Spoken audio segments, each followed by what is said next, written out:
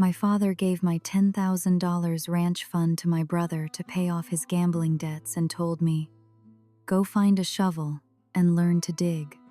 5 years later, I rode back into the valley with a deed to the silver mine and a bounty hunter's badge. When father saw who I was coming to arrest, his pipe hit the porch floor. "My name is Cora Harlan. I am 27 years old, and until 5 years ago, I was nobody. Not in the way poor people are nobody. In the way that is worse. I was somebody's daughter, somebody's sister, somebody's responsibility, and somehow still completely invisible. I grew up on the Harlan Ranch, 1,200 acres of red New Mexico earth, dry grass that turned gold in September, and cattle that my father, Elias Harlan Sr., had raised from nothing over 30 years of hard, ugly work. Our name was on the water tower in Duskwell. 3 counties knew who we were. People tipped their hats when my father rode into town. I thought that meant something. I was wrong. My mother Agnes died when I was 12. Fever took her in 4 days. She was the kind of woman who could read a room, read a person, read the land slowly, carefully, with her whole attention. She used to take me out to the North Ridge on Sunday mornings and point at the rock formations. "Cora, the ground doesn't lie. You learn to read the ground. The ground will give you everything." I didn't know what she meant. I just liked being with her. When she died, she left me one thing. Not jewelry, not money. A piece of folded paper. A hand-drawn map of the North Ridge, with a symbol I didn't recognize marked in pencil at the highest point. I kept it under a loose floorboard in the barn. After Mama died, the ranch became Wade's world and my father's kingdom. Wade was my older brother, 25, when I was 20. Loud where I was quiet, charming where I was serious, and reckless in the exact way my father secretly admired. They were the same person with 10 years between them. Me? I surveyed land. I made maps. I could walk a hillside once and sketch its contours from memory with near-perfect accuracy. My father thought this was a harmless hobby, something to keep me busy, while the real work happened around me. For 5 years after Mama died, I worked that ranch as hard as any hand we ever hired. I branded cattle, fixed fences, tracked water sources through the dry season. I saved every cent. The deal, the one my father shook my hand on when I turned 17, was clear. By the time I was 22, I'd have $10,000 set aside. My quarter of the ranch, my name on the deed. I turned 22 on a Thursday in April. My father called me to the porch on Friday morning. He didn't look at me the way a man looks at his child on a good day. He looked at me the way he looked at a fence that needed explaining. Straight, flat, already decided. "Sit down, Cora. Wade's in trouble. Santa Fe, card tables. He owes $10,000 to men who don't wait." I felt the air leave my chest before he finished the sentence. "The money's already been transferred. First thing this morning, my $10,000. 5 years. Every cent. You're young. You'll earn it back. Wade's name is already out there. You don't have a name to protect yet." He stood up. "Go grab a shovel and learn to work, Cora. That's what builds a person. Not money, not deeds. Work." He walked back inside. The door didn't slam. It closed quietly. That was worse. I sat on that porch for 20 minutes. I didn't cry. Somewhere underneath the hurt, there was something harder, forming a thought I couldn't fully hear yet, like a sound coming from underground. I went to the barn.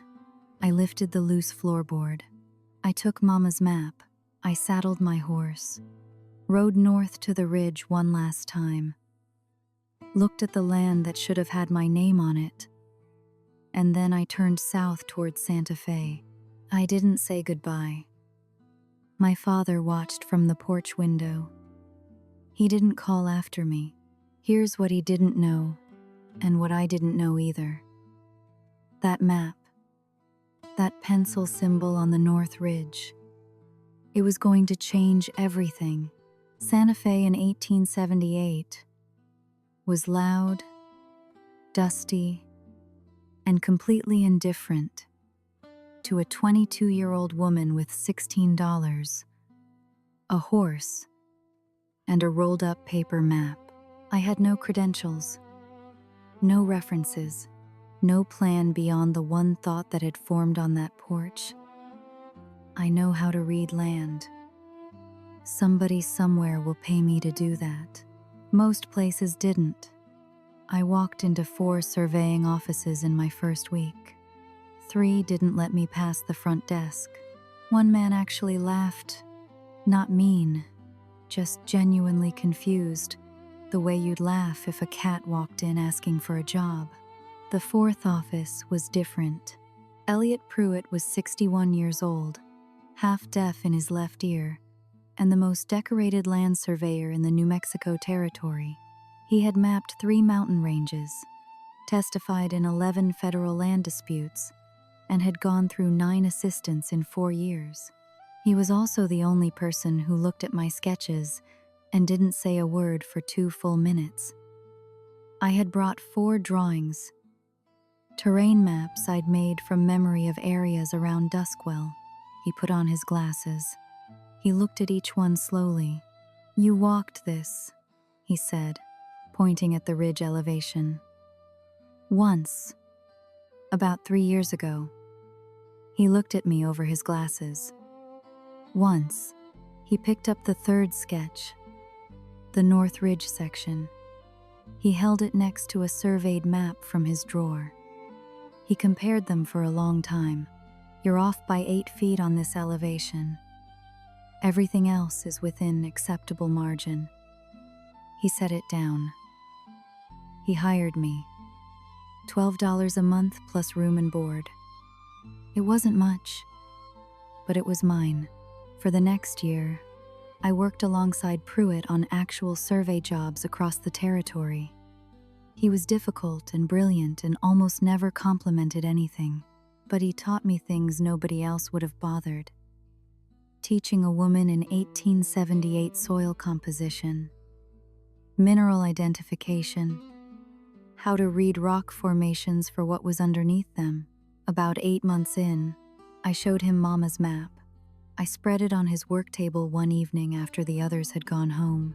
"I've been trying to figure out this symbol. My mother drew it." Pruitt pulled the map close. He looked at the symbol, a small series of lines I'd always thought was decorative for a long time. Then, he reached into his drawer and pulled out a geological reference book. He flipped to a page of mineral formation patterns. He set the book next to the map. The symbol matched. It was a quartz vein marker over limestone, a classic formation pattern for silver-bearing ore. My mother had known. She had walked that ridge, recognized the formation, and drawn it down for me. She never said a word about silver. She just made me a map and told me the ground doesn't lie. I sat in Pruitt's office for a long time after he went to bed.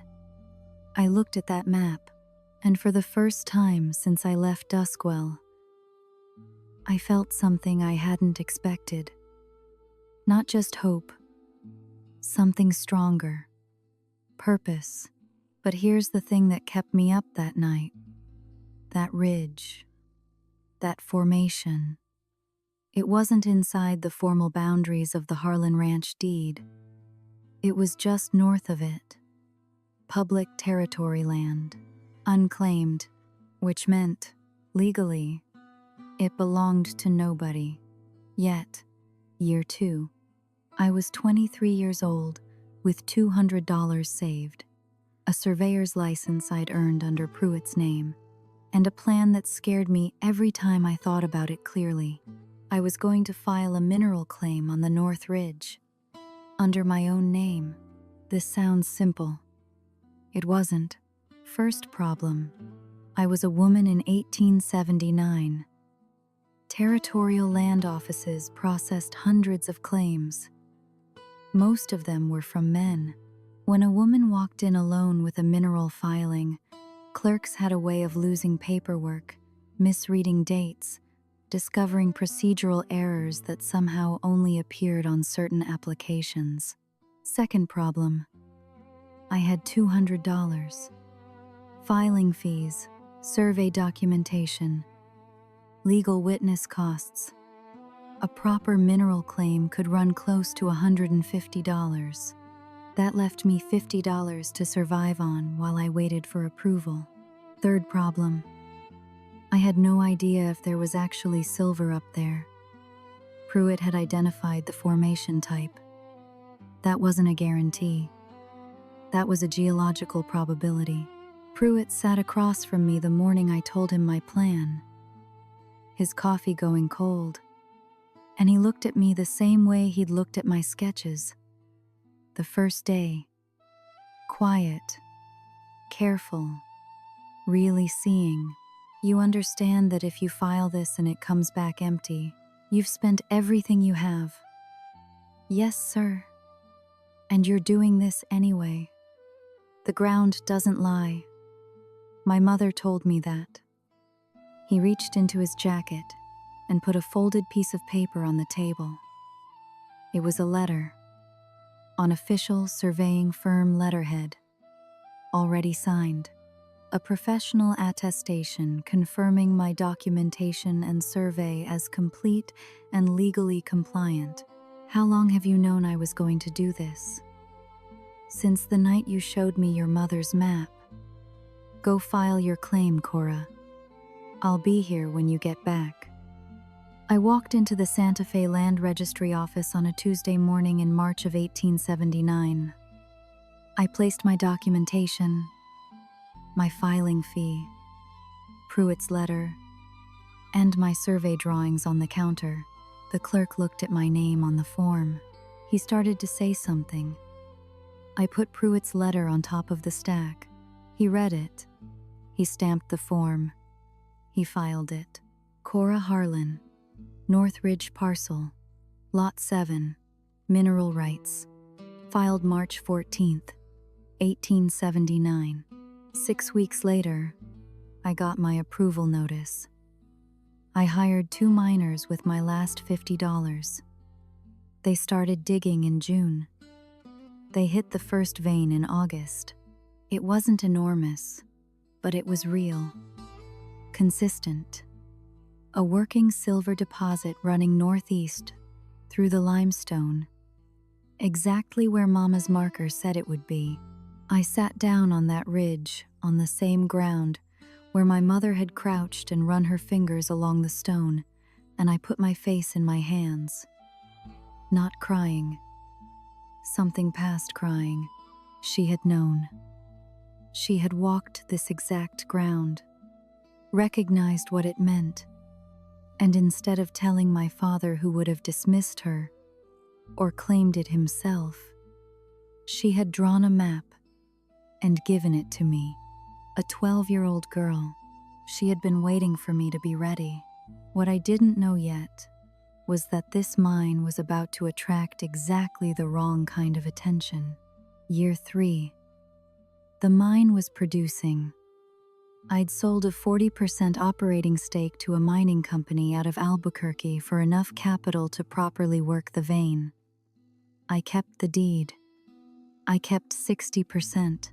I kept my name on the land for the first time in my life. I had money that no one could take from me, not because I'd hidden it, because it was legally, federally, unambiguously mine. But money, in 1880 New Mexico, wasn't safety by itself. I was a woman who owned a silver mine and lived alone in Santa Fe. That combination had a way of making certain kinds of men very interested in your business. I had 3 separate incidents in year 3 where men showed up at Pruitt's office asking questions about the Northridge claim. Who owned it? Whether the owner would be open to a fair acquisition offer. I needed something else. I needed to be not just a landowner, but something that made men think twice before they sat across from me with offers. I started paying attention to Sheriff Ruth Calloway. Ruth was 45, broad-shouldered, and had been the territorial sheriff in Santa Fe for 6 years. She never lost a man she was tracking, and she never drew first, but she never missed when she did. I introduced myself. She already knew who I was, the woman with the Northridge claim. Pruitt's been talking about you for 2 years. I want to learn what you do. She looked at me. Why? Because I have something worth protecting, and I don't want to spend the rest of my life waiting for someone else to protect it for me. She handed me a deputy's application form right there. Calloway trained me herself. She taught me warrant law, territorial jurisdiction, the rules of arrest and evidence. She taught me to shoot, not for speed, but for accuracy and composure. Fast gets you killed. Calm keeps you alive. I earned my bounty hunter license under territorial law in the spring of 1882, year 4. And then Calloway handed me a case file that changed everything. The file was on a man named Magistrate Caleb Dorr, land official, well-connected, well-dressed, operating across 3 territories with a system so clean, it took years to see it. He found men in debt. He offered them land investment arrangements that contained forged mineral rights, false valuations, and hidden clauses that allowed him to seize property at will. I read the file twice. I read it a 3rd time. Then I looked up at Calloway, one of his recent victims. Wade Harlan, Duskwell. That's my brother. Calloway already knew. She'd known when she handed me the file.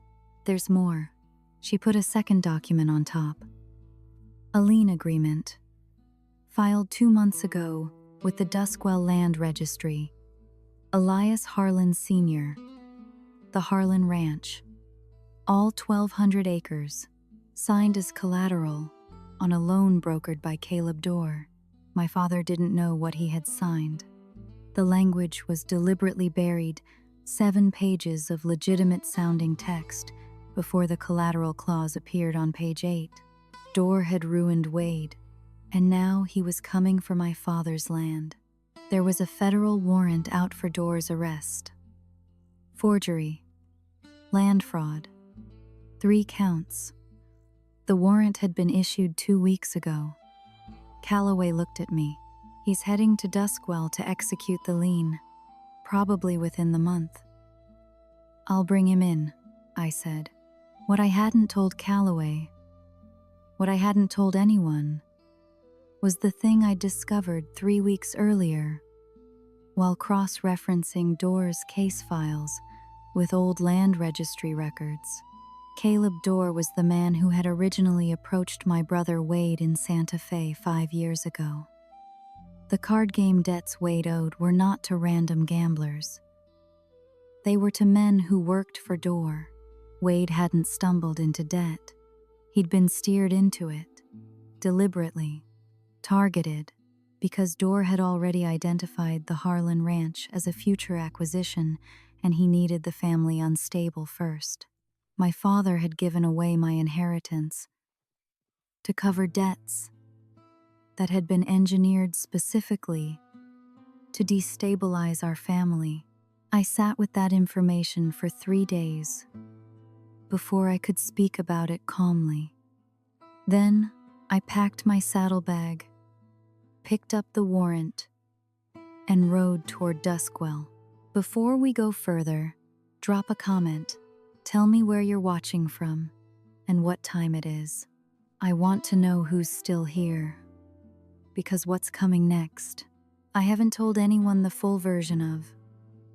Not even Calloway. 5 years is a long time.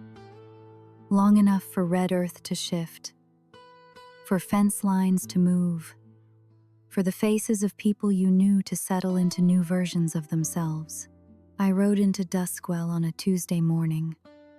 Same dry road. Same water tower with Harlan on the side. I did not go to the sheriff's office first. I went to find Clara Meade, who had worked as a house assistant at our ranch for 12 years and was the closest thing I'd had to a confidant growing up. Clara found me before I found her. She grabbed my arm and pulled me into the back room of the dry goods store. Cora, things are bad. Your father signed something a few months back. Some magistrate came through, very polished, and your father signed it at dinner like it was nothing. But our land registry clerk Thomas showed me a copy 2 weeks ago, and he was scared. Dorr can take the whole ranch on 30 days' notice, I said. He'll be here within the week. Clara put her hand over her mouth. Then I asked the question that had been sitting in the back of my mind for 3 days. Clara, 5 years ago, before Wade came home from Santa Fe, was there a polished man? A magistrate? Someone who came to the ranch for dinner? She was quiet for a long moment. There was a man. Stayed for dinner twice. Your father liked him. Wade went into Santa Fe 2 weeks after the second visit. Something cold moved through my chest. Did this man know about the North Ridge? Did anyone show him the land boundaries? Your father gave him a full tour. Said he was a potential partner. Dorr had been on our land. He had seen the North Ridge. He had seen what my mother's map pointed to. He had wanted the ridge and the mine that sat just north of the Harlan boundary line. He hadn't just wanted the ranch.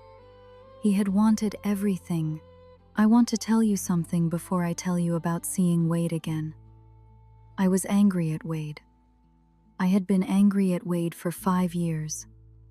Not in a loud way, in the quiet way that lives in your chest and doesn't move anger at someone who let something happen that they could have stopped, even if they didn't start it.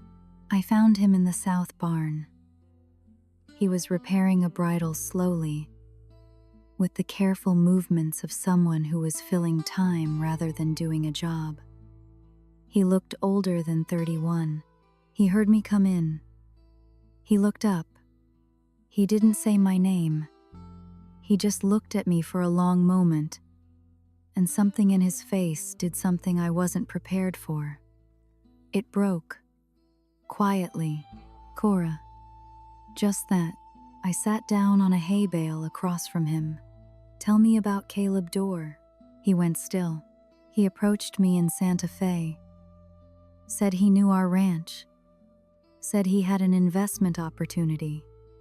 He seemed legitimate. Magistrate's seal, official documents, everything. He told me the first step was a small entry stake at one of his card tables. Said it was how his partners always came in, to prove they weren't risk-averse. And the debt built up. Over 6 weeks. And then he was there with the number 10,000, and his men were not kind about it. Do you know he came to the ranch a year before he approached you? Wade's head came up. He had dinner here twice. Papa showed him the land. Dorr had already identified us as a target before he ever met you in Santa Fe. The debt was designed. You were chosen. I watched my brother's face go through something complicated. 5 years of guilt. Meeting the information that the guilt had the wrong shape. You didn't ruin us. He used you to start the process. The ranch was always what he was after. My brother looked at me for a long time. His eyes were wet, but he didn't let them go further than that. Wade talked for 2 hours. I took notes. Everything I needed to know was in what he told me, and buried in the middle of it, one detail that changed my entire plan. Dorr never traveled alone. He always had a lawyer with him when he executed liens, a man named Garrett Cole, who was also on Calloway's case file as a potential co-conspirator and a licensed territorial land attorney. If he was present when I arrested Dorr, he could file an emergency legal challenge to the warrant within 24 hours. I needed to arrest both of them simultaneously. I was one person. I went to see my father the next morning. I'm going to be honest with you. I stood outside the ranch house for longer than I want to admit. Not because I was scared of him, because I wasn't sure what I was going to feel when I saw him, and I needed to be steady. He was sitting in his chair, pipe in hand, same as always. He saw me coming up the road. He straightened. He raised the pipe to his mouth.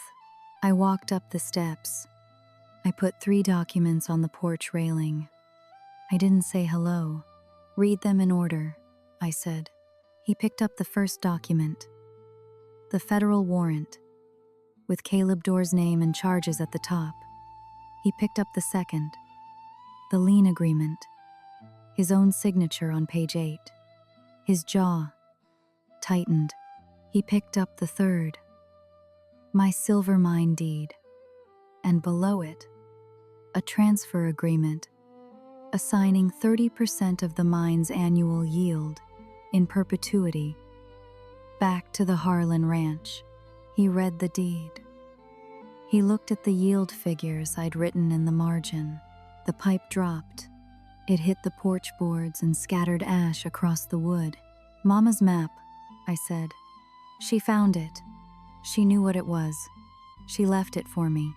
He was quiet for a long time. "The man you trusted, Dorr. He targeted this family deliberately. He set Wade up in Santa Fe. The debts were engineered. He wanted the ranch, but he also wanted the ridge. He saw it when you showed him the land boundaries. He couldn't claim it himself because I filed before he could move. I'm not here to take anything from you," I said. "I'm here to stop someone else from doing it. Dorr is coming within 4 days. I have a federal warrant and the authority to arrest him before he files. But I need you to sign the transfer agreement first." He looked at the transfer document. "You're giving 30% back." "Yes." "Why?" I thought about it honestly. Not the answer that sounded good. The true one, because it was Mama's ground, and she belongs to both of us. He picked up the pen I'd laid on the railing. He signed. I picked up the warrant, turned, and walked back down the steps. "Cora." I stopped, but I didn't turn around. I was wrong. What I did was wrong. I sat with that for a moment. "I know," I said, and I rode toward town. "If you've been watching, I want to ask you something real. If you've ever been the person in your family who got the short end, drop it in the comments. And subscribe if you haven't yet, because what I'm about to tell you, the waiting this is the part nobody talks about." Day 1. I sent a wire to Calloway in Santa Fe. She wired back within 6 hours. 2 warrants arriving by courier tomorrow morning. "Cora, be careful. Dorr has 3 men who ride with him." 3 men. I hadn't known that. I spent day 1 rethinking the plan. Day 2. The warrants arrived, both federal. I rode out to locate the best intercept position. A natural choke point about 2 miles from Duskwell, a dry creek crossing where the road narrowed between 2 rock faces. One way in, one way out. I spent 2 hours at that crossing. I walked it, drew it, marked where each person would naturally position. Day 3. Wade found me at the crossing. He came on foot, which meant he didn't want anyone to hear him arriving. I want to help. This isn't a family operation, Wade. I have legal authority. If you're involved, it complicates the arrest. I'm not talking about the arrest. He reached into his jacket and pulled out a folded document. 2 years ago, Dor sent me a letter. I kept it. It was Dor's handwriting laying out the arrangement between them in language that was almost impossibly incriminating. He named the ranch. He named the ridge parcel. He described it as the primary acquisition target and referred to Wade as the access mechanism. It was a confession in letter form. Why did he write this? He thought I was already fully committed. He didn't think I was the kind of man who keeps things. He was wrong about that. He was wrong about a lot of things, Wade said. Day 4. I woke before dawn, ate breakfast, checked my weapon, rode to the crossing, and waited. They arrived at 11 in the morning. 5 riders, Dor in the center, Cole to his left. 3 hired men spread in a loose formation, but there was a 6th person I hadn't anticipated. Riding at the back of the group, head down, clearly uncomfortable someone. I recognized the shape of, even from 200 yards away. My stomach dropped. Wade. Dor had Wade with him. I had about 30 seconds to recalculate everything. I let them pass. I followed from the ridgeline, parallel, staying off the road. I watched them ride into Duskwell and stop in front of the land registry office. Dor dismounted. Cole dismounted. 2 hired men stayed with the horses. The 3rd went inside with Dor and Cole. Wade stayed on his horse, being held visible. A human anchor. I came down off the ridge and entered Duskwell from the south end, through the alley behind the storefronts, into the back of the land registry office. Thomas, the clerk, was inside. Dor and Cole were at the counter. The 3rd hired man was by the front door. I had 2 warrants, 1 weapon, and 3 men to account for, plus 2 more outside with Wade. I walked in through the back, through the records room, into the main office. Caleb Dor, I said. The room went completely still. Dor turned. He looked at me. His eyes moved to my badge, to the paper in my hand. Federal warrant for your arrest. Forgery and land fraud. Across 3 territories. Mr. Cole. 2nd warrant. Conspiracy and aiding. Hands where I can see them. The hired man by the door moved. Thomas, the clerk, was faster. He stepped directly in front of the hired man, blocking the door. He had his own reasons for being done with Caleb Dor. Don't, Thomas said. Quietly, firmly. Dor looked at me. You have no jurisdiction in territorial land proceedings. Is federal? I said. Which supersedes territorial. Mr. Cole knows that. Cole said nothing. His face had gone the color of old paper. Also, I said, I have a letter, in your handwriting, naming the Harlan Ranch as a primary acquisition target and describing Wade Harlan as the access mechanism. That letter was kept by the person you assumed wouldn't keep it. You were wrong about him. Dor looked at the letter for a long moment. The assurance left his face. All of it. At once. Outside. Both of you.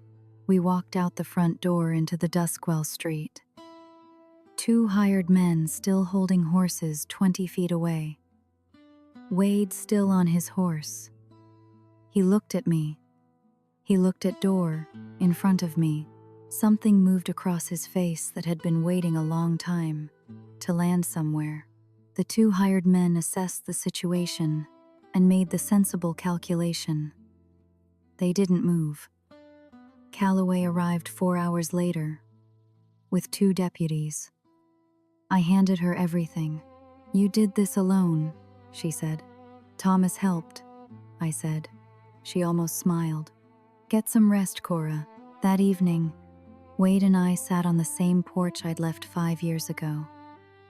The same boards, the same view of the North Road. My father was inside.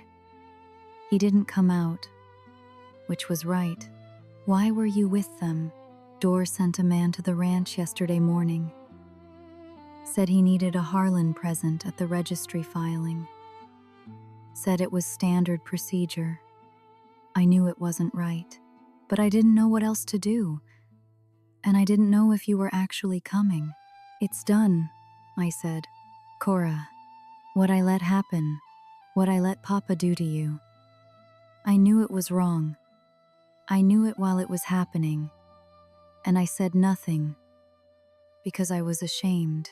I looked at the North Road, the same one I'd ridden down 5 years ago, with $16 and a map. "You kept the letter?" "Yes." "You didn't know why?" "Not until today. I thought about the strange way things hold themselves together underground. Waiting. The way a vein of silver sits in limestone for 1,000 years, until someone thinks to look. The way a folded map waits under a floorboard. We're not fixed," I said. "You understand that. This didn't fix us." "I know. But we can start from somewhere true. That's more than most people get." Wade nodded. He looked older than 31 and also, somehow, a little less heavy. We sat in silence for a while.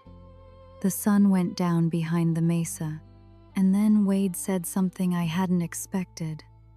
Something that meant I wasn't completely done with Caleb Dorr after all. There were others. Families he targeted. He has a list, Cora. Written down. Other ranches.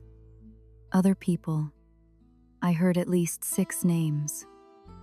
Null. Nah. 2. 2. 2. I stood up immediately. "Did you tell Calloway?" "Not yet. It's relevant. Come with me." Calloway was still at the Duskwell Sheriff's Office when we got there, processing paperwork on Dorr's arrest. Wade told her what he'd heard. She listened, without interrupting. "I need you to stay on this," she said. "Not as a personal matter, as an officer. If there's a list, we have potentially 6 more families in Dorr's pipeline. Some of them may have already signed documents they don't understand." I thought about my father signing page 8 of a 7-page agreement. How easy it had been for a man like Dorr to present something enormous in language that looked ordinary. How a person who trusted institutional authority might not think to read carefully. Calloway slid Dorr's seized documents across the desk. I spread the survey maps out. Dorr had 12 of them. Different parcels across New Mexico and Arizona territory, and there it was. The pattern I should have seen from the beginning. Every single parcel Dorr had targeted was adjacent to unclaimed public land with geological indicators. He wasn't just stealing ranches. He was stealing them to get to what was next to them. The ranchers weren't the target. They were the path. How many total properties? 14 that I can identify. 6 active. 8 he may have already processed. Calloway looked at me with an expression I'd only seen on her face once before, when she'd handed me the door case file. "Cora, This is bigger than a territorial case now. Federal, I said. Full federal investigation. Let them, I said. I'll give them everything. I looked at the maps spread across the desk. 14 properties. 14 families who'd had dinner with a polished man with a magistrate's seal and trusted what was on the paper in front of them. Somewhere in those 14 were people sitting right now on porches they didn't know they were about to lose. I need to send wires to each of the adjacent land registries. Tonight. Tonight, Calloway agreed. We worked until 2 in the morning. 6 months later, the federal investigation was complete. Of Door's 14 identified targets, 9 cases resulted in fraud convictions. 5 properties were in various stages of legal recovery. Door received 12 years in federal prison. Cole received 7. The Harlan Ranch was never touched. The lien was voided as a fraudulent instrument within 30 days of Door's arrest. My silver mine continued to produce. The 30% transfer to the ranch operating account represented, in the first year, more than twice what my father had paid Wade's debts with. I kept my badge. Calloway offered me a full deputy position, permanent, salaried. I took it. I moved back to Santa Fe. My own place. A small house with a table where I could spread maps when I worked in the evenings. Pruitt came for dinner once a month. My father and I wrote letters. Carefully. At first. Short ones. We were learning a language that we'd never had between us. One that didn't require him to be certain, and me to be invisible. Wade got better. He wrote me once to say that understanding what had actually happened, that he'd been chosen and used, not that he'd simply failed, had changed something in him. He said it was the difference between a wound and a scar. A wound is still open. A scar is just the shape of what happened. I want to tell you something I've been thinking about for months now, because I think it's the truest thing in this whole story. My mother did not leave me silver. She left me a map. She left me the knowledge that the ground doesn't lie, that if you look carefully, patiently, with your whole attention, what's really there will show itself. My father gave away my money because he measured worth in performance and credential and visible achievement. He couldn't see what I was building, because what I was building didn't look like what he recognized. But Mama saw it. She saw it when I was 12, sitting next to her on a rock face in the morning light, watching her fingers trace a quartz formation that nobody else bothered to read. She didn't tell me what it meant. She gave me the tools and trusted me to be ready when the time came. The shovel my father told me to go grab metaphorically, I did grab it. I dug, just not in the direction he expected. If you're watching this, and you've stayed this long, I want to say something directly to you. You don't need someone to leave you a silver mine. You don't need a map or a mentor or a badge.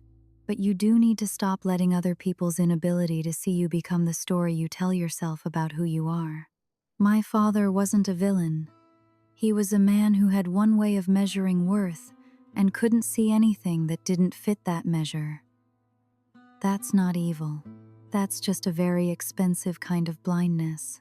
The people who couldn't see you, they were working with limited instruments. That was their limitation. It was never your ceiling. The ground doesn't lie. Whatever you've been building quietly, patiently, when no one was looking, it's still there. You just have to decide what you're going to dig for. If this story meant something to you, subscribe. Hit the bell. Leave a comment. Tell me what you're building that nobody can see yet. I read every single one. Link in description for more stories like this.